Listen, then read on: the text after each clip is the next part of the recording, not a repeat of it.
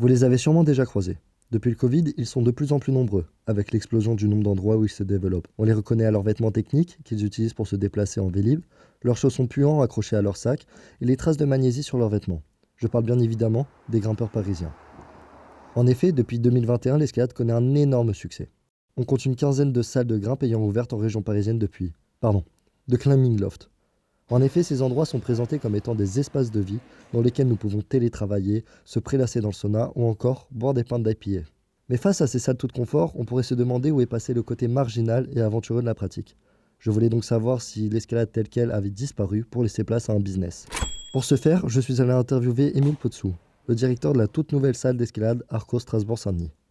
Chez Arcos, on crée des salles de grimpe, mais c'est surtout des lieux de vie aussi, comme on peut le voir ici, là, avec un grand resto, un espace de coworking où les gens ils viennent se poser l'après-midi, on a inclus des shops. Donc on propose toujours plein de choses autour de la grimpe. On va les inviter à rester un petit peu plus, à chiller un petit peu plus, et c'est ce qui fait partie un peu de l'expérience aussi d'Arcos. Est-ce que tu penses que les salles d'escalade comme Arcos conservent les valeurs de la grimpe? On n'est pas sur un caillou, on n'est pas en extérieur, on est fermé, et on n'a pas ce côté de liberté que veut la grimpe, enfin, l'essence de la grimpe un peu rebelle, où on va sortir à blot, on va y aller comme ça pieds nus ou avec sans équipement spécial. Ça c'était dans les années 60, c'était cool, mais aujourd'hui en fait on vit un autre temps.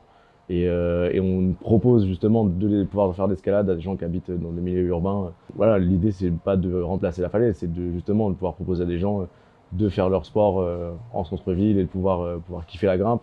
Est-ce que tu penses que les salles comme Arcos imposent un style de grimpe de par leur domination sur le marché et notamment via le rachat de salles indépendantes?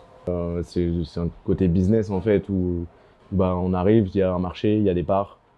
C'est à celui qui s'imposera le plus et qui se développera le plus rapidement et bien aussi possible.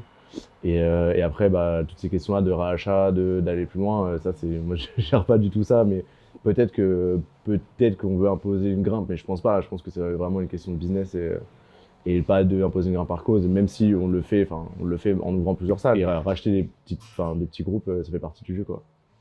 Est-ce que tu considères qu'une personne qui a uniquement grimpé en salle peut être qualifiée de grimpeur? Bah oui, moi je me dis que quand tu pars d'un point A à un point B de façon verticale, en montant sur un mur, même si c'est de la résine et c'est pas du caillou, ça amène, en fait c'est des grimpeurs, ils vont grimper sur un mur et ça les amène vers l'extérieur, quoi. Et oui, pour moi c'est des grimpeurs. Émile nous confirme donc bien qu'il y a une évolution, selon lui, naturelle. Pour avoir notre avis, je me suis rendu à la mythique falaise de Presles pour rencontrer Bernard Gravier, une légende de la grimpe et amoureux du rocher. Pendant très longtemps, moi, je voulais pas aller dans les salles de bloc. Et j'y suis allé et j'ai été étonné en bien. Donc j'ai dit non, c'est vraiment convivial, sympa. Tout le monde se retrouve. Non, mais la salle, c'est très bien. La salle, c'est très très bien. Moi, ce qui me choque en escalade, par rapport à ce que tu dis, c'est les grosses enseignes. Voilà. Donc tu as cité Arcos, je pense à Climb Up, tout ça. Pour moi, c'est un peu l'hypermarché, le Carrefour, le Auchan de l'escalade. Ça, c'est un peu dommage et ça perd beaucoup de son âme. Voilà, parce que c'est vrai que tu vas dans un Castorama à Perpignan ou à Lille, c'est le même. Et j'ai bien peur que ces enseignes de l'escalade, c'est pareil. En revanche, je vois des salles d'escalade de blocs tenues par blocs ou des murs à cordes tenus par des gens, par des privés qui ont fait ça avec des moyens tout à fait normaux et qui sont géniales. Mais les grosses scènes, moi, ça me fait un peu peur.